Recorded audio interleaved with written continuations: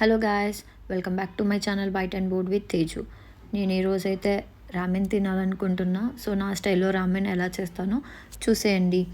ఫస్ట్గా బాయిల్ చేసుకున్న నూడిల్స్ అయితే తీసుకున్న తర్వాత చూపిస్తున్న సాసెస్ అన్నీ మిక్స్ చేసి పక్కనైతే పెట్టుకోవాలన్నమాట.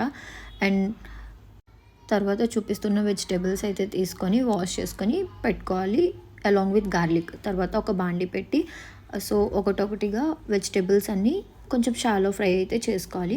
స్పినాచ్ లీవ్స్ అయితే ఒక సెపరేట్ టేస్ట్ ఉంటుంది గాయస్, చాలా బాగుంటుంది. ఇది కూడా ఫ్రై చేసి పక్కనైతే పెట్టుకున్నా. ఆ తర్వాత ఒక హాఫ్ బాయిల్ ఆమ్లెట్ అయితే వేసుకొని విత్ సాల్ట్ అండ్ పెప్పర్ అది కూడా పక్కనైతే పెట్టేసా. ఫైనల్గా సూప్ చేసుకోవాలి కాబట్టి సూప్ కోసం నేను కొన్ని వెజీస్ వేసుకొని అందులో చికెన్ బ్రాత్ అయితే వేసుకొని చేసుకున్నాను.